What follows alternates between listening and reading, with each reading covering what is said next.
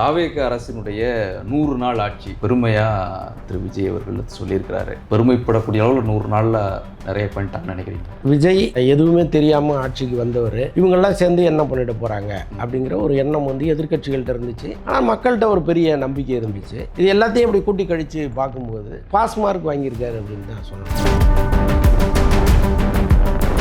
முக்கியமாக லஞ்சம். ஆக்சுவலாக எல்லா இடங்களிலும் லஞ்சம் வாங்க ஒரு அச்சப்படுகிற சூழ்நிலை இன்றைக்கி கிரியேட் ஆகிருக்கு. 1 லட்சம் வாங்கின இடத்துல ஒரு 10,000 வாங்குறாங்க, அதையும் பயந்து வாங்குறாங்க. இது வந்து இந்த ஆட்சிக்கு கிடைத்த மிகப்பெரிய வெற்றி.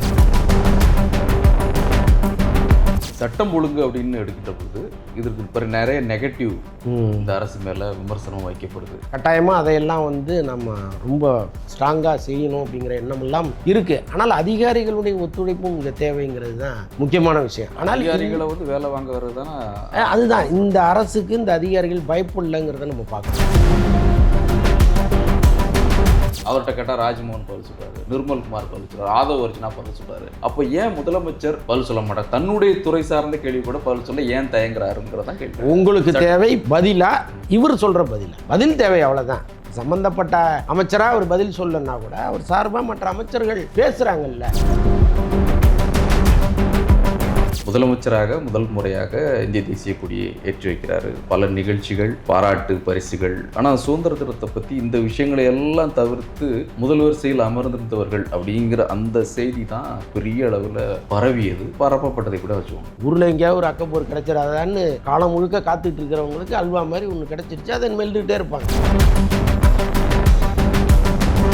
தினமணி நேயர்களுக்கு வணக்கம். இன்றைய சந்திப்பில் நம்மோடு வலைப்பேச்சு திரு அந்தரன் அவர்களை அவர் அன்போடு வரவேற்கிறோம். சார் வணக்கம். வணக்கம்.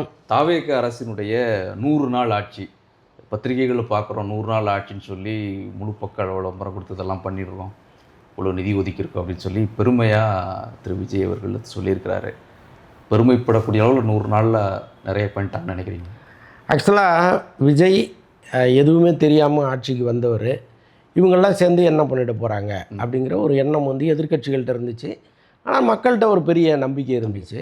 இது எல்லாத்தையும் இப்படி கூட்டி கழித்து பார்க்கும்போது பாஸ் மார்க் வாங்கியிருக்காரு அப்படின்னு தான் சொல்லணும். ஏன்னா இந்த 100 நாட்களில் முதல்ல அவங்க புரிஞ்சுக்கணும், ஆட்சின்னா என்ன, அதிகாரம்னா என்ன, நிர்வாகம்னா என்ன, இது எல்லாத்தையும் அவங்க புரிஞ்சுக்கிட்டு வண்டி வந்து அந்த ஸ்பாட்டில் நிற்கிறதுக்கே 100 நாளைக்கு மேலே ஆகும். ஆனால் வந்து நின்று ஓரளவுக்கு மக்கள் வந்து பாராட்டுகிற அளவுக்கு ஒரு ஆட்சியை பண்ணியிருக்காங்க. முக்கியமாக நீங்கள் சொன்னால் இந்த கேரளாவிலேருந்து மருத்துவ கழிவுகள்லாம் கொண்டு வந்து நம்ம ஊரில் கொட்டிகிட்டு இருந்தாங்க, அதெல்லாம் ரொம்ப ஸ்ட்ராங்காக நிறுத்தப்பட்டிருக்கு. அதே மாதிரி இங்கேருந்து மணல் வெளி மாநிலங்களுக்கு ஏற்றுமதி பண்ணிகிட்டு இருந்தாங்க, அதெல்லாம் வந்து ஆமாம் அதெல்லாம் தடுத்து நிறுத்தியிருக்கிறாங்க. முக்கியமாக லஞ்சம். ஆக்சுவலாக எல்லா இடங்கள்லையும் லஞ்சம் வாங்க ஒரு அச்சப்படுகிற சூழ்நிலை இன்றைக்கி கிரியேட் ஆகிருக்கு. அது வேறு எந்த ஆட்சியிலையுமே இல்லை. எல்லா ஆட்சியிலையுமே ஒரு டேரிஃப் போடாத அளவுக்கு தான் லஞ்சம் இருந்துச்சு. ஆனால் இன்றைக்கி நம்ம வாங்கினோம்னா நம்மளை பிடிப்பாங்கங்கிற ஒரு எண்ணம் எல்லா அதிகாரிகளுக்கும் இருக்குது. பயந்து வாங்குறாங்க. வாங்கலைன்னு சொல்ல முடியாது. ஒன்றும் இல்லை, இப்போ 1 லட்சம் வாங்கின இடத்துல ஒரு 10,000 வாங்குறாங்க, அதையும் பயந்து வாங்குறாங்க. இது வந்து இந்த ஆட்சிக்கு கிடைத்த மிகப்பெரிய வெற்றி. இன்னொன்று, கடந்த 50-60 ஆண்டுகளாக ஒரு முதலமைச்சர் லஞ்சத்துக்கு எதிரானவனா, யாருமே லஞ்சம் வாங்காதீங்க, யாருமே கொடுக்காதீங்க, லஞ்சம் வாங்கினா கடுமையாக தண்டிக்கப்படுவீர்கள்னு சொன்ன ஒரே முதலமைச்சர் இவர் தான். எல்லாருமே வந்து அதை நாங்கள் அப்படி பண்ணுவோம் இப்படி பண்ணுவோம் கை சுத்தம்லாம் பேசினா கூட அதை வந்து ஒரு சுதந்திர தின உரையாகவே அதை கொண்டு வர்றார் அவர். அப்போ லஞ்சத்துக்கு எதிராக எவ்வளவு திட்டங்களை அவர் மனசில் வச்சுருந்தாருன்னா இதை ஒரு மெயின் தீமாக கொண்டு வர முடியும். ஸோ இதெல்லாம் வச்சு பார்க்கும் பொழுது இந்த அரசு கட்டாயமாக பாஸ் மார்க் வாங்கியிருக்குன்னு தானே சொல்லணும். ஸோ நீங்கள் பாசிட்டிவான விஷயங்களை மெயினாக அந்த லஞ்சம் ஊழல் இந்த விஷயத்தை சொல்கிறீங்க. அதே மாதிரி சட்டம் ஒழுங்கு அப்படின்னு எடுக்கின்ற பொழுது இதற்கு நிறைய நெகட்டிவ் இந்த அரசு மேலே விமர்சனம் வைக்கப்படுது. கொலைகள், லாக்அப் மரணங்கள், கொலைகள்னு சொல்கின்ற பொழுது கல்லூரி மாணவர் மரணம் இருக்குது, பள்ளி மாணவருடைய மரணம், இது எல்லாமே இருக்குது. ஸோ சட்டம் ஒழுங்கு இவங்க சொன்ன மாதிரி இல்லை. பெண்கள் பாதுகாப்பும் ஏதோ சிங்கப்பெண் அதிரடிப்படைன்னு சொன்னாங்க, வந்த பிறகும் கூட அது பாதுகாப்பு கேள்விக்குறி ஆகிட்டு தான் இருக்குது. ஆனால் அது குறித்து எதுவுமே அவங்களுக்கு அக்கறைப்பட்ட இல்லை. ஆக்சுவலாக அந்த எண்ணம் இவங்களுக்கு இருக்குது. கட்டாயமாக அதையெல்லாம் வந்து நம்ம ரொம்ப ஸ்ட்ராங்காக செய்யணும் அப்படிங்கிற எண்ணமெல்லாம் இருக்குது. ஆனால் அதிகாரிகளுடைய ஒத்துழைப்பும் இங்கே தேவைங்கிறது தான் முக்கியமான விஷயம். ஆனால் அதிகாரிகளை வந்து வேலை வாங்க வர்றது தானே. அதுதான் இந்த அரசுக்கு இந்த அதிகாரிகள் பயப்படலைங்கிறத நம்ம பார்க்குறோம். இங்கே எல்லா இடங்கள்லையுமே இன்னும் சொல்ல போனால் இப்போ சவுக்கு சங்கர் போன்றவர்கள் தொடர்ந்து வைக்கிற குற்றச்சாட்டு என்னென்னா, ஏற்கனவே இங்கே யாரெல்லாம் பொறுப்பில் இருந்தார்களோ அதே அதிகாரிகளை வைத்து அடுத்த ஆட்சியை நீங்கள் ரன் பண்ணணும்னு நினச்சா எப்படி சரியாக இருக்கும்னு தொடர்ந்து கேள்வி கேட்டுக்கிட்டு இருக்காரு.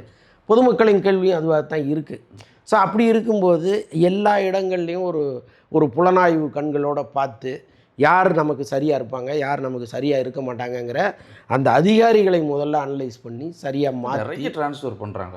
இல்லை அதுதான் கொஞ்சம் கொஞ்சமாக நடந்துகிட்டு இருக்குது. அதன் காரணமாக தான் ஓரளவுக்கு ஒரு காலத்துக்கு முன்னாடி வைக்க முடியுது. அதே நேரத்தில் இப்போ கடந்த ஆட்சியில் இல்லையா அல்லது அதற்கு முந்தைய ஆட்சியில் இல்லையான்னா, சட்டம் ஒழுங்குங்கிறது எல்லா ஆட்சியிலையும் பிரச்சனைக்குரிய ஒரு விஷயமாக தான் இருக்குது. இவங்க வந்து அதை முற்றிலும் ஒழிச்சிட முடியுமா, ஒரு நியாயமான ஒரு இதை பண்ணிட முடியுமான்னா அதுவும் பெரிய கஷ்டம்தான். இல்லை, அவர் சொன்னது ரொம்ப, அதாவது தேர்தல் காலகட்டம் உச்சக்கட்ட பிரச்சாரத்தில் இருக்கு. அதுதான் என்னென்ன இல்லை சட்டம் ஒழுங்கு தான். அதைத்தான் அவர் மீண்டும் மீண்டும் சிஎம் சார்னு சொல்லி ஸ்டாலின் அவர்களை சொன்னது. இப்போ அவர் வந்த பிறகும் அவர் கண்ட்ரோலில் இருக்கக்கூடிய காவல்துறையில் இருக்கின்ற பொழுதும் அதை ஏன் ஒரு முன்வைப்படுத்த முடியலைன்னு ஒரு கேள்வி. அதுதாங்க, நீங்கள் 5-10 வருஷமாக ஆட்சியில் இருக்கிறவங்களுக்கு அதிகாரிகள் பயப்படுவாங்கங்கிறதுக்காக அந்த கேள்வி அவர் கேட்குறாரு. நீங்கள்லாம் இவ்வளோ ஸ்ட்ராங்காக இருக்கீங்களே, இப்படி சட்டத்தை கையில் வச்சுருக்கீங்களே, உங்களால் முடியலையேன்னு கேட்குறாரு. ஆனால் இங்கே வந்து இவர் சொல்லை யாரும் கேட்கல, யாருன்னு சொல்ல முடியாது. ஓரளவுக்கு கேட்குறாங்க, ஓரளவுக்கு கேட்காமலும் இருக்காங்க. அதுதான் இங்கே இருக்கிற பெரிய பிரச்சனையை. அது இல்லாமல் இங்கொன்றும் அங்கொன்றுமா நடக்கிற இந்த சட்டம் ஒழுங்கு பிரச்சனைகளுக்கு ஒரு அரசு எப்பவுமே காரணமாக இருக்க முடியாது. நீங்கள் என்னென்னா, நம்ம ஊரில் வந்து தூக்குல யாரும் போடல. இப்போ இதுவே வந்து துபாய், சவுதி போன்ற அரபு நாடுகளில் கொடுக்குற தண்டனையை இங்கே கொடுக்குறாங்கன்னா அது ஓரளவு கட்டுப்படுத்திடலாம். பட் அப்படி இல்லைல்ல, எல்லா ஆட்சியிலையும் இது தொடரத்தான் செய்யும். குறைதான் கூட இருக்கா, அவ்வளோதான். குறைஞ்சிருக்கான்னு பாருங்கள், அவ்வளோதான். வழக்கம் போல் அந்த எதிர்த்தரப்பில் வைக்கக்கூடிய அல்லது ஆளுங்கட்சி தரப்பும் ஒரு உரையாடலாக இருக்குது. நீங்கள் சொல்கிறது அங்கொன்று இங்கொன்றும் போது ஆமாம், அது அந்த மாதிரி தான் அதை நியாயப்படுத்தக்கூடிய ஒன்றாக இருக்குது. சரி, நியாயம்னே வச்சுக்கோமே. ஆனால் அதற்கு பதில் கூட சொல்லாத ஒரு முதலமைச்சராக இருக்கார் அப்படிங்கிறது தான் முக்கியமாக்கக்கூடிய ஒரு விமர்சனம் முதலமைச்சர் மீது. அவர் துறை சார்ந்த ஒன்று, எல்லாத்துக்குமே ஒரு பதில் சொல்லணும்ட்டு இல்லை. துறை சார்ந்த அமைச்சர்கள் வந்து பதில் சொல்லலாம். ஆனால் அவர் சார்ந்திருக்கக்கூடிய துறை ரீதியான சட்டம் ஒழுங்கு பிரச்சனைக்கே வந்து அவர் பதில் சொல்ல மாட்டேங்கிறார். யாரோ பதில் சொல்கிறாங்க. அவர்கிட்ட கேட்டால் ராஜ்மோகன் பதில் சொல்கிறாரு, நிர்மல்குமார் பதில் சொல்கிறார், ஆதவ் அர்ஜுனா பதில் சொல்கிறாரு. அப்போ ஏன் முதலமைச்சர் பதில் சொல்ல மாட்டார்? தன்னுடைய துறை சார்ந்த கேள்வி கூட பதில் சொல்ல ஏன் தயங்குறாருங்கிறதான் கேள்வி. இல்லை, நீங்கள் ஆரம்பத்துலேருந்து அவரை பார்த்தா தெரியும், அவர் இப்போ தான் வந்து மெல்ல பேசவே ஆரம்பிக்கிறார். இதற்கு முன்னாடி திரைத்துறையில் அவர் இருக்கும்பொழுது நாங்கள்லாம் பார்த்துருக்கோம். நாங்கள் 10 வரியில் கேள்வி கேட்டால் 1 வரியில் பதில் சொல்லி பழகினவர் அவர். இன்றைக்கி அவர் வந்து பொதுமக்களுக்கு சேவை செய்யணுங்கிற ஒரு பெரிய மனசோடு வந்துட்டார். மக்களும் அவரை தேர்ந்தெடுத்துட்டு இருக்காங்க. அதே எண்ணத்தோடு தான் அவர் இருக்கார். அவர் நினைத்ததை இங்கே ப்ரெசன்ட் பண்ண முடியாமல் இருக்கலாம். அது காலப்போக்கில் பயிற்சியின் அடிப்படையில் வந்துடும். இப்போ உடனே வந்துடணும், உடனே ஸ்பான்டனியஸாக பேசணும்னா அது நடக்காது. கலைஞர் போல் ஸ்டாலின் இல்லை, ஸ்டாலின் போல் உதயநிதி இல்லை. இதுதான் வந்து நம்ம இங்கே பார்க்க சொல்கிறேன். நீங்கள் பெரிய தயார் பண்ணி பெரிய உரையாற்ற போகிறதில்ல. இப்போ இந்த ஒரு இஷ்யூ இருக்குது அப்படின்னு சொன்னால் நான் சட்டசபைக்குள்ளே சொல்கிறேன். இல்லைங்க, சட்டசபைக்குள்ள என்ன கேள்வி கேட்க போகிறாங்க அப்படிங்கிறது வந்து முன்பே வந்து கொடுக்கப்படும். யார் உறுப்பினர்கள் என்ன, திமுக தரப்புலேருந்து யார் உறுப்பினர் பேச போகிறாங்க, இல்லை எதிர்கட்சி அதிமுகலேருந்து யார் பேச போகிறாங்க, பாமக தான் யார் பேசுகிறாங்க, அந்த கேள்விகள் முன்பே கொடுக்கப்படும். அந்த கேள்வியை தான் அவங்க கேட்க முடியும். நீங்கள் துணை கேள்வியை கேட்கலாமே தவிர முதன்மை கேள்வியை கொடுக்கப்படும். இப்போ அந்த கேள்விக்கான பதிலை வந்து அவரே தயாரிக்க போகிறதில்ல. எல்லா காலத்துக்கிட்டே அப்படி இல்லை. பெரிய தலைவர்களை தவிர மற்ற எல்லாருமே அதிகாரிகள் என்ன சொல்கிறாங்களோ அந்த தகவல்களை தான் அவங்க சபையில் வந்து வைக்க போகிறாங்க. அதில் என்ன தடங்கள், அதில் என்ன சிக்கல் இருக்க போகுது அவர் பதில் சொல்கிறதுக்கு? இல்லைங்க, அது நீங்கள் சொல்கிறது எல்லாமே புரியுது. அவருக்கு மெல்ல அவரை தயார் பண்ணிக்கணும். அதுதான் என்ன, இப்போ அவர் கடைசி பெஞ்சு ஸ்டூடெண்ட்லேருந்து அப்படி மெல்ல நகர்ந்து 3வது பெஞ்சில் உட்காந்துருக்கிறாரு. இப்போ முதல் பெஞ்சுக்கு அவர் வரணும். அதற்கான பயிற்சியில் அவர் இருக்கார். கட்டாயமாக அது கொஞ்சம் ஸ்பேஸ் நம்ம கொடுப்போமே. இங்கே நிர்வாகத்தை அவர் கவனிக்கிற அளவுக்கு ஸ்பான்டேனியஸாக பதில் சொல்கிற விஷயத்தில் அவர் கொஞ்சம் பின்தங்கி தான் இருக்கார். அதில் ஒன்றும் மாற்றுக்கிறதே கிடையாது. ஆனால் ஒரு டைம் கொடுங்க. அது வந்து ஒரு தண்டனைக்குரிய குற்றம்லாம் கிடையாது. தண்டனைக்குரிய குற்றம், அந்த ரெஸ்பான்சிபிலிட்டி எடுத்துக்கணும் அப்படின்னு. சரி, நீங்கள் வந்து சபைக்குள்ளே பேசலை, வெளியே வாது இது சம்பந்தமான விஷயங்களுக்கு வந்து ஒரு ஸ்ட்ராங்கான ஒரு இல்லைங்க, உங்களுக்கு தேவை பதிலா, இவர் சொல்கிற பதில் தேவை, அவ்வளோதான். இப்போ சம்மந்தப்பட்ட அமைச்சராக அவர் பதில் சொல்லன்னா கூட அவர் சார்பாக மற்ற அமைச்சர்கள் பேசுகிறாங்கல்ல, அவ்வளோதான். அதை அப்படி தான் எடுத்துக்கணும். வேறு வழி இல்லை. வேறு என்ன பண்ண முடியும் சொல்லுங்கள். முதலமைச்சர் ரோலுங்கும் போது நம்ம எதிர்க்கட்சியில் ஒவ்வொரு முறையும் சொல்றாங்க. இன்னைக்கு கூட இந்த பிரச்சனையை பற்றி ஐயா உதயநிதி சொல்றாரு, இன்னைக்கு இந்த சட்டமூலம் சார்ந்து பேசிட்டு இருக்கோம், ஆனா முதலமைச்சர் அந்த இடத்துல இல்லை, இன்னைக்கு லேட்டாக வர்றாரு, அவர் நிகழ்ச்சி கலந்துக்கிட்டு உள்ள வர்றாரு, அது பதில் சொல்லக்கூடிய அவர் இல்லை. கடந்த காலங்கள்லேயும் அதான் சொல்றாங்க. ஒவ்வொரு முறையும் வந்து நாங்கள் கேட்குறோம், நீங்கள் சம்மந்தம் இல்லாமல் துறையுள்ள அமைச்சர்கள் மாறி மாறி மாறி பதில் அதாவது இன்னைக்கு வந்து எல்லாமே நேரலையாக ஒளிபரப்பப்படுவதனால் இந்த கேள்விகளை ரொம்ப அசால்ட்டாக எழுப்பிடுறோம் நம்ம. ஆனால் இதற்கு முந்தைய ஆட்சிகளில் இதெல்லாம் கரெக்டாக பதில் சொன்னாங்களா, யார் என்ன சொன்னாங்க, எதுவுமே நமக்கு தெரியாது. இல்லை அப்படி சொல்ல அதாவது ஒரு துறை சம்பந்தப்பட்ட கேள்விகளுக்கு அந்த துறை அமைச்சர் நிச்சயமாக பதில் சொல்லுவார்ப்பா, சொல்லாமல் இருக்க மாட்டார். மற்றபடி தனிப்பட்ட ஒரு தாக்குதலோ ஒரு பழைய சம்பவம் சொல்லும்போது அது யார் வேணாலும் அதை மறுத்து யாருக்கு அது தெரியுதோ அதை பேசுவாங்க. இப்போ அதுதான் பிரச்சனை. சரி, அது கூட நீங்கள் ஒரு வகையில் அவர் தயாராகிட்டு வர்றாரு, அடுத்த இடத்துல இடையிட்டு குறுக்கிட்டு பேசக்கூடிய அளவில் திரு விஜய் வந்து டெவலப் ஆவாருங்கிற மாதிரி நீங்கள் சொல்கிறீங்க. இன்னொரு பக்கம் மக்கள் சந்திக்கக்கூடிய சில பிரச்சனைகளிலையும் மக்கள் நலன் சார்ந்த சில விஷயங்கள்லையும் அன்றாட நிகழ்வுலையும் சில பிரச்சனையை அவங்க சரி பண்ணலன்னு சொல்கிறாங்க. மின்வெட்டு இன்னும் தொடர்ந்து ஒரு பிரச்சனையாக இருந்தது. மின் கட்டண உயர்வு குறித்த ஒரு பிரச்சனை இருக்குது. சொத்து வரியை இன்க்ரீஸ் பண்ணதில் இது இருக்குது. இதெல்லாம் என்ன பிரச்சனை, இதை ஏன் அவங்களால சரி பண்ண முடியல, இந்த கம்ப்ளைண்ட்ஸ் எல்லாம்? இல்லைங்க, அதற்கு சம்மந்தப்பட்ட அமைச்சர்கள் பதில் சொல்கிறாங்க. இப்போ நிர்மல்குமாரெல்லாம் இந்த மின்கட்டண உயர்வு குறித்து பதில் சொல்லியிருக்கிறாரு. அதே மாதிரி மின்னகத்திற்கு நீங்கள் புகார் செய்யுங்க, நாங்கள் அது என்னன்னு பார்க்குறோம் அப்படின்னு சொல்கிறாரு.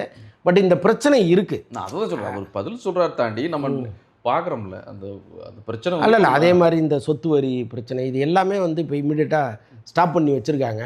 இந்த குறைகள் எல்லாம் இருக்குது. இது வந்து இது உடனடியாக களையப்பட வேண்டிய குறை. இதை ரொம்ப போர்க்கால அடிப்படையில் இவங்க எல்லாமே உட்காந்து அதை பார்க்கணும். ஏன்னா அரசுக்கு ஒரு மிகப்பெரிய கெட்ட பெயராக அது மாறிட்டு இருக்கு. ஏன்னா நேரடியாக பொதுமக்கள் பாதிக்கப்படும். இல்லை அவங்க வந்து இப்போ ஒருத்தருக்கு பாதிப்புன்னா அந்த தெரு முழுக்க அது பரவும். அவருக்கு இப்படி ஆயிடுச்சாமே, அவங்க வீட்டுக்கு இப்படி கரண்ட் பில் வந்துடுச்சாமேன்ட்டு. அதனால் இதை அவ்வளோ அலட்சியமாக அவங்க கடந்து போகக்கூடாது. ஆனாலும் அந்த அமைச்சர் சரியான பதிலை சொல்கிறாரு. இதில் இந்த பிரச்சனையாக இருக்கலாம், அந்த பிரச்சனையாக இருக்கலாம், ரொம்ப ரேராக தான் இதெல்லாம் வந்திருக்கு, நீங்கள் உடனடியாக மின்னகத்துக்கு தகவல் சொல்லுங்கள், நாங்கள் சரி பண்ணுறோம்லாம் சொல்கிறாங்க. மேக்ஸிமம் சரி பண்ணவும் செய்கிறாங்க. பட்டு இது ஏன் நடக்குதுங்கிறது புரியல. அதே மாதிரி சில அமைச்சர்கள் மீது சில அதிருப்தியும் வைக்கப்படுது. சில செய்திகள் வெளியே வருது அமைச்சரோட செயல்பாடுகள் குறித்து. ஸோ அதில் அவர் ஏதாவது ஒரு ஆர்வம் காட்டுறாரா, இவங்க சரியாக செயல்படலை, இல்லை இந்த விமர்சனம் இந்த குற்றச்சாட்டு இவர் மேலே வருது, அதை நம்ம எப்படி சரி பண்ணலாம், அமைச்சரவையிலிருந்து அந்த குற்றச்சாட்டப்பட்டவரை நீக்கலாமா, இல்லை அவருக்கு ஒரு வாய்ப்பு கொடுக்கலாமா, அந்த மாதிரியான ஏதாவது ஆலோசனைகள் அங்கே நடக்குதா? அதாவது இதற்கு முந்தைய ஆட்சியில் நீங்கள் பல அமைச்சர்களை பார்த்துருப்பீங்க. எல்லாத்துலேயுமே அவங்க வந்து பிஹெச்டி வாங்கினவங்க எல்லாத்துலேயும். இப்போ இவங்க பண்ணுற இந்த சின்ன சின்ன விஷயங்கள் இருக்குல்ல, இதெல்லாம் நீங்கள் ஒப்பிடவே முடியாது அவங்களோட. அந்த அளவுக்கு தான் இன்றைக்கி வந்து பல அமைச்சர்கள் செய்ய தெரியாமல் செஞ்சுட்டு மாட்டிட்டு நிற்கிறாங்க. அப்போது நீங்கள் பெரிய கொள்ளைக்காரனெல்லாம் விட்டுடுறீங்க. ஒரு சாதாரணம் அந்த பண்ணு திருடுறான் பாருங்க, அவனை பிடிச்சிக்கிறீங்க. தூய சக்தின்னு சொல்லும்போது எல்லாத்தையும் பார்க்கணும். இல்லைங்க, அது அரசியலுக்காக பேசுறது, ஒரு எதுகை மூனைக்காக பேசுறது. நான் என்ன சொல்கிறேன், 1 லட்சம் கோடி 1.5 லட்சம் கோடி அடிச்சிருக்கவங்களாம் விட்டுருவீங்க. இங்கே 50,000 1 லட்சத்துக்கு கையை நிட்டுறவனை பிடிச்சிக்கிறீங்க. இதுதான் தான் சார் ஆரம்பிக்கும், அப்படிதான் கொஞ்சமாக ரைட்டு. அதையும் வந்து அவர் கண்கொத்தி பாம்பாக பார்த்துட்டு இருக்காரு. பல அமைச்சர்களை கூப்பிட்டு கண்டிச்சதெல்லாம் நம்ம கேட்டிருக்கோம். நம்ம தகவல் அதான் கேட்குறேன். நான் அதை ரைட்டு தப்புக்குள்ளே வரல, பட் அது ஒரு அது பிடித்த ஒரு கண்காணிப்பு இருக்கு. இல்லை, சமீபத்தில் மிக முக்கியமான ஒரு அமைச்சரை கூப்பிட்டு ஒரு கடுமையாக கடிஞ்சிக்கிட்டதெல்லாம் தகவல்கள் வருது. அதான் ஆமாம், இப்போ நமக்கு அந்த சர்க்கிளில் நம்ம இருக்கிறதுனால நம்ம அவங்க யார் கூப்பிட்டு என்ன பேசினாருங்கிற தகவல்கள்லாம் வருது இல்லை. அப்போ அவர் ரொம்ப கடுமையாக வான் பண்ணதெல்லாம் சொல்கிறாங்க. அவரும் எல்லாரையும் கண்கொத்தி பாம்பாக தான் பார்க்குறாரு. நாம் வந்து லஞ்சம் இல்லாத ஒரு அரசை நடத்திடணும்னு ரொம்ப முயற்சி பண்ணுறாரு.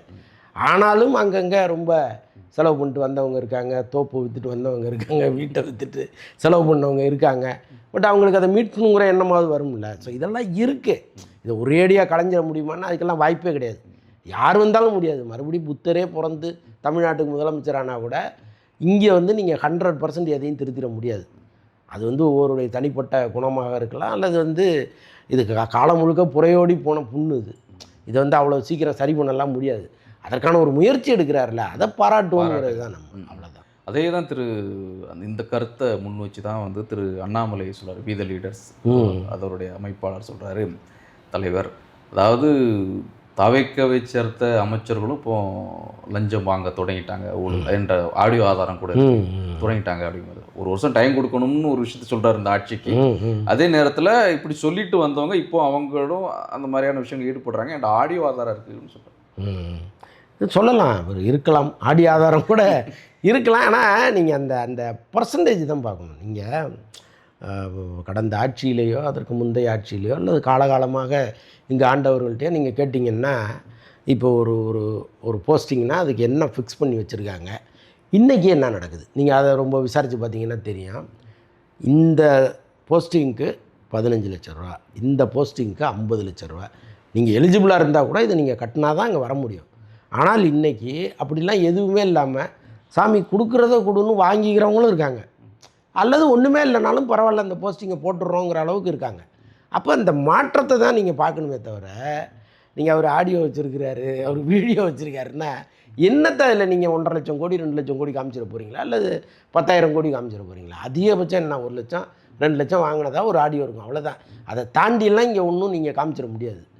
அப்போ இவங்க வர்றாங்க, ஏதோ அவங்க போராடி வந்ததுக்காக ஒரு இவரே சொல்கிறாருல்ல, கலைஞரே ஒரு தடவை தேர்ந்தெடுத்தவன் புறங்கை இணக்கத்தான் செய்வான் அப்படிலாம் கலைஞரே பேசியிருக்காரு. ஸோ அதனால் இவங்க புறங்கை இணக்கல்னா கூட ஒரு துளியை ருசிக்கிறாங்க, அவ்வளோதான். அதை ஒரு பெரிய குறையாக நம்ம பார்க்க வேண்டாம். ஆனால் அதே நேரத்தில் இதை செய்யாதீங்க, அது உங்கள் தலைமைக்கு அழகு இல்லை, அவர் ஒரு விஷனோட போயிட்டுருக்காரு, இப்படி செய்யாதீங்கன்னு சொல்லலாம். பட் அது ஒப்பிட்ட அளவில் பார்க்கும்போது இதெல்லாம் ரொம்ப கம்மி. ஸோ இந்த மாதிரியான குற்றச்சாட்டு திரு சீமான் வைக்கக்கூடிய விஜய் மீது வைக்கக்கூடிய குற்றச்சாட்டை இதிலே இந்த வரிசையில் தான் எடுக்கணுமா, இல்லை அவர் வேறு எதுவும் நோக்கம்? இல்லை, அவர் பர்பஸாகவே குற்றம் சாட்டிக்கிட்டு. பர்பஸான என்ன பர்பஸ்? இவர் வேண்டாம், இவர் எனக்கு பிடிக்கல, இவர் என்ன பண்ணாலும் நான் குறை சொல்லுவாங்கிற பார்வையோடு அவர் இருக்கார். பட் அண்ணாமலையெல்லாம் ஏதோ சுட்டி காட்டணும் அப்படின்னு சுட்டி காட்டுறாரு, அதை நம்ம எடுத்துக்கலாம். எப்போவுமே ஒருத்தர் திட்டணும்னே நினச்சிட்டு இருக்கிற ஒருத்தரை நீங்கள் தள்ளி வச்சுட்டு பாராட்டுகிறவரையும் எடுத்துக்கணும். பாராட்டுறாரா, அப்போ அவர் ஏதோ ஒரு குறை சொல்லும்போது என்னங்கிறதையும் பார்க்கணும். ஸோ அதனால் அண்ணாமலை சொல்லுவதும் சீமான் சொல்லுவதும் ஒன்றுன்னு நம்ம பார்க்க முடியும். அப்போ சீமான் சொல்கிறத கணக்கில் எடுக்க வேண்டாங்கிறீங்க? வேண்டான்னு தான் சொல்கிறேன் நான். ஏன்னா அவங்க பர்பஸே வேறு, விஜயை அடிக்கணும், அவ்வளோதான். அது மட்டும்தான் அவங்களுடைய ஒரே நோக்கமாக இருக்குது. எல்லாத்தையும் அவங்க குறை சொல்லுவாங்க. இன்னொன்று, மக்கள் ரொம்ப தெளிவாக அவரை புரிஞ்சு வச்சுருக்காங்க. அவருக்கு என்ன பதில் சொல்லணுங்கிறத அவங்க சொல்கிறாங்க. சோஷியல் மீடியாவில் அவர் என்ன பேசினாலும் அதற்கு கீழே போய் நீங்கள் கமெண்ட்டை பார்த்தா தெரியும். இவங்க தாவேக்காவினருக்கு கூட அவ்வளோ வேலை அவங்க வைக்கல, அவங்களே பதில் சொல்லிடுறாங்க அவருக்கு. அதனால் அதை நம்ம கணக்கில் எடுத்துக்க வேண்டாம். இங்கே மற்ற தலைவர்கள் உள்ளபடியே இந்த ஆட்சி நல்ல ஆட்சியாக இருக்கணும், நம்ம சின்ன சின்ன குறைகளை சுட்டி காட்டணும்னு நினச்சி பேசுகிறவங்க நிறைய பேர் இருக்காங்க. அதை கருத்தில் எடுத்து இப்போ சீமானை தாண்டி சீமான் அவர்கள் மட்டும் இந்த குற்றச்சாட்டை வைக்கல. மற்ற கட்சிகள், சிறிய கட்சிகளாக இருந்தால் கூட திரு தமிழக வாழ்வுரிமை கட்சியை திரு வேல்முருகன் ஆகட்டும், அல்லது திரு கிருஷ்ணசாமி ஆகட்டும், இவர்கள் ஒருங்கிணைந்து இல்லை வேல்முருகன் அவர்கள்லாம் ரொம்ப காலமாக அவர் விஜய் கட்சி ஆரம்பித்ததுலேருந்து ரொம்ப தரந்தாழ்ந்து பேசிகிட்டு இருக்கார் அவர். ஸோ அதனால் இதெல்லாம் நம்ம சீமான், வேல்முருகன் இவங்களெல்லாம் ஒரு செட்டில் வச்சுருங்க. நான் சொல்கிறது இப்போ அண்ணாமலை போன்றவர்களோ அல்லது வேறு யாரோ, இப்போ ஒன்றும் இல்லை, எல்லாத்தையும் விட்டுட்டு இப்போ அறப்போர் இயக்கத்தை கையில் எடுத்துக்கங்க. கடந்த ஆட்சியில் உள்ள குறைகள், ஊழல்கள் எல்லாத்தையும் அவங்க வெளிக்கொண்டு வராங்க. அதே இந்த ஆட்சியில் உள்ளதையும் அவங்க சொன்னாங்கன்னா கட்டாயமாக அதை கருத்தில் எடுத்துக்கலாம். ஏன்னா இப்போ அவங்க எந்த பிரதிபலனும் இல்லாமல் மக்கள் நலன் ஒன்று தான் எங்களுக்கு முக்கியம்னு நினச்சி சொல்கிறாங்க. ஆள் அவங்க சொல்கிறத அவ்வளோதான். ஆத்தன்டிக்காக ஒருத்தர் சொன்னார்னா அதை கருத்தில் எடுத்துக்கலாம். இப்போ இவங்கெல்லாம் அரசியல் பண்ணுறவங்க, இவங்க சொல்கிறத எடுத்துக்கணும்னு அவசியம் இல்லையா? அது விஜயே கூட கண்டுக்க மாட்டார். விஜயெல்லாம் இதெல்லாம் கேர் பண்ணிக்கவே மாட்டார். மற்றும் சிலர் தானே அதில் தான். ஆமாம் ஆமாம். சரி, இந்த விஷயங்கள்லாம் இருக்கட்டும்.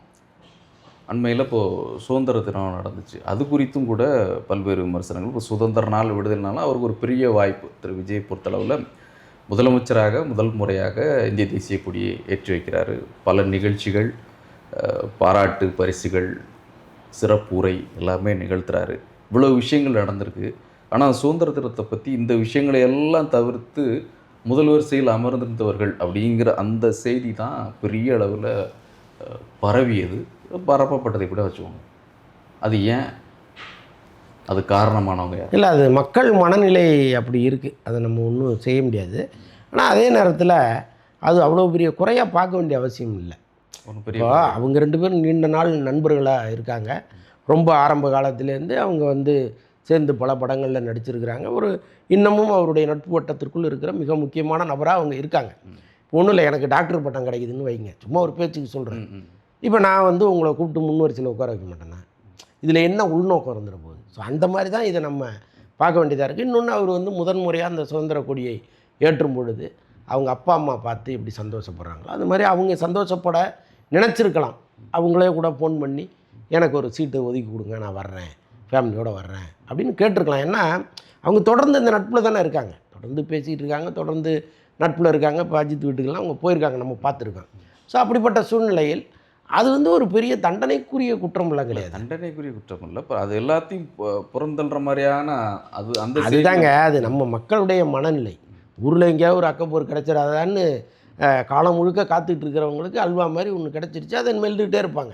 அதை வந்து நம்ம அது குறையும் சொல்ல முடியாதுன்னு வச்சுங்க. ஆனால் இது வந்து இவங்க இவ்வளோ தூரம் விவாதிக்கிற அளவுக்கு பெரிய பிரச்சனையான்னு கேட்குறேன். இல்லை, அவங்க என்னென்னா இப்போ ஒரு தனிப்பட்ட விழாவாக ஒரு தனிப்பட்ட இடத்துல முதலமைச்சராக இல்லை விஜய் அப்படின்னு சொன்னால் ஒரு இடத்துல ஏதோ இல்லைங்க விருது கொடுக்குறாங்க, சிறந்த நடிகர் விருது கொடுக்குறாங்க. இந்த சிறந்த நடிகர் விருது கொடுக்கறத நண்பராக இருக்கக்கூடிய அவங்க வந்து பார்க்கணும்னு நினைக்கிறாங்க, முதல் வரிசையிலேருந்து பார்க்குறாங்க, அதுக்கு ஒரு விருப்பப்பட்டு போகிறாங்க. அது மாதிரி அவங்க 1000 விழாவை பார்த்துருப்பாங்க. அதுதான் சொல்கிறேன். அந்த மாதிரி இந்த விழா இது வந்து சுதந்திர தினம், இது ஒரு அரசு விழா. இந்த அரசு விழாவில் இவங்களுக்கு இவ்வளோ முக்கியத்துவம் முதல்வர் தரணுமான்னு தான் அவங்க அந்த கேள்வி கேட்கு. இல்லைங்க, அதை முடிவெடுக்க வேண்டியது யார்? அவர் தானேங்க, முதல்வர் தானேங்க. அவருக்கு யார் முக்கியமானவர்களாக படுகிறார்களோ அவங்கள உட்கார வச்சுருக்கிறார். அதில் இவங்களுக்கு என்ன பிரச்சனைங்கிறேன்னா, ஆயிரக்கணக்கானவர்கள் அங்கே வந்திருக்காங்க. நான் என்ன சொல்கிறேன், இப்போ ஒரு சட்டமன்ற நிகழ்வு நடக்குதுங்க. இப்போ முன்னாள் முதலமைச்சர் ஜெயலலிதா அம்மா வந்து சபாநாயகர் சீட்டில் சசிகலா அம்மாவை கொண்டு வந்து உட்கார வச்சாங்க. ஞாபகம் இருக்கும்னு நினைக்கிறேன் உங்களுக்கு.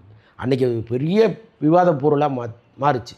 அது எப்படி சபாநாயகர் இருக்கையில் சசிகலா உட்கார வைக்கலான்னு எல்லாருமே கேள்வி கேட்டாங்க. அதில் ஒரு நியாயம் இருக்குது. அந்த மாதிரி ஏதாவது ஒரு பண்ணிட்டாரா? அல்லது இந்த சட்டமன்ற நிகழ்வை நீங்கள் மேல் மாடத்துலேருந்து உட்காந்து பாருங்கள் அப்படின்னு ஏதாவது இருக்கை உருவாக்கி கொடுத்தாரா? அதெல்லாம் உண்மை கிடையாது. ஆயிரக்கணக்கானவர்கள் திரண்டு வேடிக்கை பார்த்த ஒரு நிகழ்ச்சியில் அவங்களும் வந்து உட்காந்துருந்தாங்க. அவ்வளோதான், முதல் வருஷத்தில் உட்காந்தாங்க. இருக்கட்டும், என்ன தப்புங்கிறேன் நான்.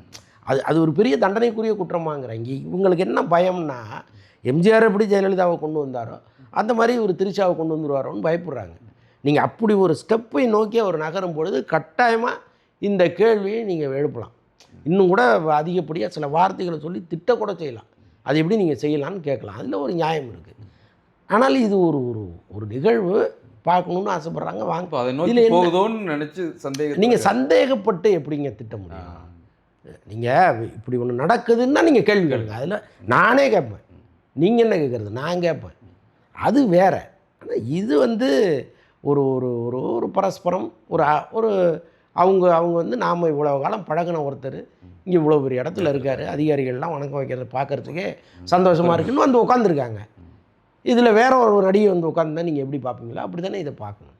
ஏன் இவ்வளவு தூரம் அதை வந்து ஒரு கொடூர தண்டனையை கொடுத்துடணும் அப்படின்ட்டு இந்த சோசியல் மீடியாவில் போய் பார்த்தீங்கன்னா அது திரிஷாவை திட்டுருக்கு. நிஜமாக ரொம்ப ரொம்ப வருத்தமாக இருக்குது. எனக்கும் வந்து இந்த நட்பில் நமக்கும் பெருசாக விருப்பம் இல்லைன்னு வைங்க. இது தேவையில்லாததுங்கிறது தான் எல்லாருமே நினைக்கிறது. நானும் அப்படி தான் நினைக்கிறேன். ஆனால் அது அவங்க 2 பேருக்குள்ளே இருக்கிற தனிப்பட்ட விஷயம். அது அவங்க நட்பா அல்லது நட்பை தாண்டிய வேற ஒன்றாலாம் நமக்கு தெரியாது. அப்படி இருக்கும் பொழுது அவ்வளவு கொடூரமாக அவங்கள தாக்க வேண்டிய அவசியம் என்ன இருக்குது? அது தேவையில்லையேன்னு பார்க்குறேன்.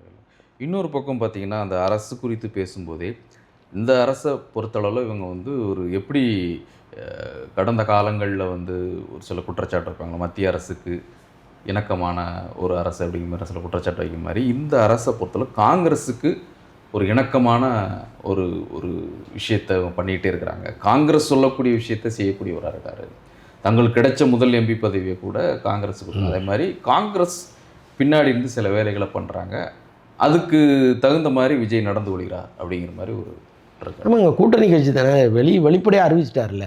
ரகசிய கூட்டணிலாம் கிடையாது. இல்லை இப்போ திமுகவும் பிஜேபியும் ரகசிய கூட்டணி வச்சுருக்கு அப்படின்னு சொல்கிறாங்கல்ல, அந்த மாதிரி ஒன்றும் இல்லையே. வெளிப்படையான கூட்டணி. இன்னொன்று வந்து தேசிய கட்சியில் மிக முக்கியமானவராக ராகுல் காந்தி இருக்கார். அவருடைய அட்வைஸ் அவர் கேட்டுக்கிறதுல என்ன தப்புங்கிறேன்னா, கேட்டு நடந்தால் தான் என்ன? இப்போ நாட்டு நலனுக்கு எதிராக ஏதாவது பண்ணிட்டாரா? அப்படி ஒன்றும் இல்லையே. இப்போ தமிழ்த்தாய் வாழ்த்து கட்டாயமாக பாடியாகணும்னு சட்டமன்றத்தில் ஒரு தீர்மானம் கொண்டு வராங்க. நல்ல விஷயம் தானே, திமுகவே ஆதரிக்குது அதை. அப்போ இது மாதிரி விஷயங்களுக்கெல்லாம் ஏன் காங்கிரஸ் தூண்டுதலாக இருக்கணும்? ஒன்றும் அவசியம் இல்லையா? ஸோ அதை அந்த வரிசையில் தான் இதையும் பார்க்கணுமா? காவிரி நதி நீர் பிரச்சனையும் அவங்க ஆலோசனைப்படி தான். இல்லைங்க, நீங்கள் காவிரி நீர் பிரச்சனை என்ன 100 நாளாக இருக்குது? எத்தனை வருஷமாக? 65-70 வருஷமாக இருக்குது. யாராவது தீர்க்க முடிஞ்சுதா? இவர் மட்டும் எப்படி வந்து தீர்ப்பாருன்னு நம்புறீங்க நீங்க? அவர் ஏன் பேச போகணும்னு சொன்னாரு, அது காங்கிரஸினுடைய இல்லைங்க, அவர் என்ன நினைக்கிறாரு, அது காங்கிரஸினுடைய தூண்டுதல் கிடையாது. அது எப்படி காங்கிரஸ் தூண்டுதலாக இருக்கும்? காங்கிரஸ் போய் பார்க்க சொன்னிச்சா சிவகுமாரை? கிடையாது. அதான் கேக்குறேன். இல்லை அப்படி நீங்கள் நினச்சிங்கன்னா அவர் ராகுல் காந்தி நேரடியாக சிவகுமார்கிட்ட சொல்லி ஐயா தமிழ்நாட்டுக்கு தண்ணி திறந்து விடுங்கன்னு சொல்லிடலாமா? அது கிடையாது. இவர் எதுக்கு போய் அதை பார்க்கணும்? அப்படி கிடையாது. இவர் தனிப்பட்ட முறையில் ஒரு முடிவு எடுக்கிறாரு. அண்டை நாடுகளே சண்டை போட்டுக்கிட்டு இருந்த நாடுகளே சேர்ந்து இருக்கும்போது நாம் ஏன் ஒரு அண்டை மாநிலம் தானேன்னு அவர் சொல்கிறாரு. சரியான பார்வை தானே அது.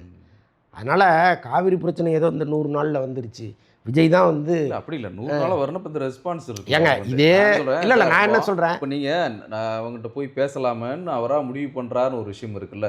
நீண்ட காலமாக இருக்கக்கூடிய பிரச்சனையில் ஒரு நேரத்தில் அப்படி ஒரு முடிவு வந்து எடுக்கிறதே ஒரு சரியான விஷயமான்றது. நீங்கள் சட்ட ரீதியாக பார்த்தீங்கன்னா சார், அந்த மாதிரி பேச்சுவார்த்தைக்கு போகக்கூடாது அப்படிங்கிறத இங்கே இருக்கக்கூடிய பெரும்பாலான அரசியல் கட்சிகள், நீரியல் நிபுணர்கள் இவங்களுடைய பார்வையாக இருக்கு. ஏற்கனவே உள்ள தலைவர்கள் போயிருக்காங்க, தமிழ்நாட்டில் உள்ள தலைவர்கள் போயிருக்காங்க. அதெல்லாம் அது வந்து காவிரி நடுவர்மன்ற இறுதி தீர்ப்புக்கு முன்னாடி, காவிரி நதிநீர் வந்து ஆணையம் வைக்கிறதுக்கு முன்னாடி நடந்த விஷயங்கள். இப்போ எல்லாமே உச்சநீதிமன்ற ஃபைனல் தீர்ப்பே முடிஞ்சு போச்சு. ஃபைனல் தீர்ப்பு கொடுத்தாங்க. இப்போ அவங்க தண்ணி கொடுக்குறாங்கல்ல, அந்த தீர்ப்பின் அடிப்படையில் தண்ணி கொடுக்க மாட்டேங்கிறாங்களே, அது பிரச்சனை இல்லைங்க. இவர் என்ன நினைக்கிறாருன்னா, சண்டை போட்டு ஒரு விஷயத்தை தீர்வு செய்வதற்கு பதிலாக நம்ம நேராக போய் நடுவர் மன்ற தீர்ப்பை கொஞ்சம் பாருங்க, அந்த தீர்ப்பின்படி செயல்படுங்கள் கூடயே பேச தயாராக இருக்கிறவர் ஏன் இந்த மாநிலத்தில் இருக்கக்கூடிய அனைத்து கட்சி கூட்டத்தை இந்த காவிரி விவகாரந்தரவா கூட்டத்துக்கு ஏன் மாதிரி இல்லைங்க? இல்லை நீங்கள் இப்போ காலம் முழுக்க பேசுகிறது தான் அங்கேயும் பேச போகிறீங்க. இப்போது இல்லை நான் கேட்குறேன், இதே திமுக காங்கிரஸ் கூட்டணியாக இருந்தாங்க. காங்கிரஸ் வந்து கர்நாடகாவில் ஆண்டுச்சா இல்லையா? அப்போ ஏன் இவங்க சொல்லி அன்னைக்கு காவிரி நீர் பிரச்சனையை தீர்த்து வைக்கல? அதனால் அந்தந்த மாநிலத்தினுடைய உரிமைகளை அந்தந்த மாநில தலைவர்கள் முடிவெடுப்பாங்க. நீங்கள் வந்து தேசிய கட்சியெல்லாம் வந்து ஒரே முடிவில் இருக்கணுங்கிற அவசியம்லாம் கிடையாது. இங்கே இருக்கிற காங்கிரஸ்காரர்கள் சொன்னால் அங்கே உள்ளவங்க கேட்க மாட்டாங்க சார். நான் இங்கே இருக்கக்கூடிய கட்சியுடைய அனைத்து கட்சி கூட்டத்தை அது அவசியம் இல்லைங்கிறாரு. ஆளாளுக்கு ஒரு கருத்து சொல்லுவீங்க, கடைசியில் உனக்கு எதுவுமே தெரிலன்னு கொண்டு வந்து முடிப்பீங்க. அது எதுக்கு? என்னால் முடிஞ்சதை நான் பார்க்குறேன்னு அவர் நினைக்கிறாரு. அது அவசியம் இல்லையா? தொகுதி மறுவரைக்கு வந்து எம்பிக்கள் கூட்டத்தை கூட்டம் 4 ஆளுக்கு ஒரு கருத்தை சொல்லுவீங்க, நீங்கள் ஏதோ சொல்லிட்டு போக நான் பார்த்துக்கிறோம். இல்லைங்க, எல்லாத்துக்கும் எல்லாமே நீர் பிரச்சனைங்கிறது வந்து இது வந்து வாழ்வாரம் சார். டெல்டா பிரச்சனை, காவிரி இல்லை. போன முறை நீங்கள் எல்லாமே கூட்டி என்ன நடந்துருச்சு, அதுக்கு முன்னாடி எல்லாமே கூட்டி என்ன நடந்துருச்சு இல்லை அவரு கூட்டி என்ன பண்ணாங்க சார்? நான் வந்து இந்த பிரச்சனையில் இந்த மாநிலத்தில் உள்ள எல்லாரும் நாங்கள் ஒற்றுமையாக இருக்கோங்கிறத காமிக்கிற ஒரு விஷயம்தான். என்ன நடக்க போகிறதுங்கிறது இல்லை. நீங்கள் சொல்கிறது கரெக்டு. பேசினாலும் அவங்க சில கருத்து எல்லாருமே தண்ணி திறந்து விட தான் சொல்ல போகிறோம், அவங்க கருத்து வைக்க போகிறாங்க. ஆனால் நாங்கள் வந்து இந்த பிரச்சனையில் ஒரே கருத்தியலோடு இருக்கிறோம், ஒரே பார்வையோடு இருக்கிறோம். அந்த கட்சிகள் எங்களுக்குள்ள தமிழ்நாட்டில் வந்து வெவ்வேறு கருத்தியலோடு இருக்காங்கன்னு அவங்க புரிஞ்சுப்பாங்களா? இந்த பிரச்சனையில் நாங்கள் ஒரே மாதிரி இல்லைங்க. அப்படிலாம் நாடகம் கர்நாடகா வந்து என்ன பண்ணுறாங்க? இல்லை அப்படி நாடகம் ஆட வேண்டிய அவசியமே இல்லைங்கிறேன். அது நாடகம்ங்கிறது தெரியாதா? எல்லாருக்கும் இங்கே ஒரே கருத்து தான். எல்லா பிரச்சனை வந்தாலும் இந்த அரசே அவங்களுக்குள்ளே பேசி முடிச்சுப்பாங்க. மற்ற கட்சிகளுடைய கருத்துக்களுக்கு தேவையில்லைங்கிற மாதிரி கருத்துக்களை சொல்கிறதுக்கு தான் சட்டமன்றம் இருக்கு. உங்கள் கருத்துக்கள் அங்கே வந்து சொல்லுங்கள். கருத்து என்னங்கிறது தெரிஞ்சு இப்போ டீலிமிட்டேஷனில் கருத்துக்கள் மாறுபடுது. ஏன் ஒரு அனைத்து கட்சி கூட்டத்தை கூட்டுறாருன்னா அங்கே பல கட்சிகளுக்கு பல கருத்துக்கள் இருக்குது. பட் இங்கே அப்படி கிடையாது. காவிரி நீர் பிரச்சனை அனைத்து கட்சிக்கு சொல்லி இல்லை. நீங்கள் சட்டமன்றத்தில் வந்து அந்த தீர்மானத்துக்கு எதிராலாம் பேசுகிறாங்கல்ல, இப்போ பிரேமலதெல்லாம் பேசுகிறாங்க. அப்போ மாறுபட்ட கருத்து இருக்குல்ல. ஆனால் காவிரி நீர் பிரச்சனையில் அப்படி எந்த கருத்துமே இல்லையே. யாரை கேட்டாலும் தமிழ்நாட்டில் தண்ணி விடுங்க தமிழ்நாட்டுக்குன்னு தான் சொல்ல போகிறாங்க. அப்போ இது எதுக்கு ஒரு நாடகத்தை கிரியேட் பண்ணணும்? அதனால் அவர் அவசியம் இல்லாதது எதுக்குன்னு நினைக்கிறாரு. நிறைவாக இப்போ இந்த அமைச்சரவையை பொறுத்தளவில் உங்களுடைய பார்வையில் இப்போ 100 நாளுக்கு இது நம்மளே கூட தினமணியில் பதிவு போட்டிருக்கோம். 100 நாளுக்கு ஒரு ரவுண்ட் அப் நம்பர், அவ்வளோதான். அதுக்கு அதை வச்சுட்டு இவங்க ஒரு எல்லாருமே ஊடகங்கள் எல்லாமே விவாதிக்கு ரொம்ப ஷார்ட் பீரியட் தான், அதில் வந்து மாற்று இல்லை. ஆனால் இந்த குறுகிய காலகட்டத்தில் கூட இவர்கள் மேலே ஒரு நம்பிக்கை வரக்கூடிய அமைச்சர்களாக நீங்கள் யாரெல்லாம் பார்க்குறீங்க? இவங்க சிறப்பாக செயல்படுறாங்க. முக்கியமாக வந்து நிர்மல்குமார், ஆதவ் அர்ஜுனா, அருண்ராஜ், ரமேஷ், ராஜ்மோகன், அப்புறம் அந்த மதுவிலக்கு ஆயத்தீர்வு அந்த அமைச்சர். ஸோ அது மாதிரி கொஞ்சம் ஓரளவுக்கு கணிசமான அமைச்சர்கள், விக்னேஷ், கணிசமான அமைச்சர்கள் இருக்காங்களே, அது பெரிய விஷயம் தானேங்க. ரொம்ப அதாவது ஏதோ பல வருடங்கள் இவங்க அமைச்சர்களாக பணியாற்றியது போல் இவங்களுடைய செயல்பாடுகள் இருக்குது. அது ரொம்ப ஆச்சரியமாக தான் இருக்குது. நம்பிக்கை. ஆமாம். நன்றி.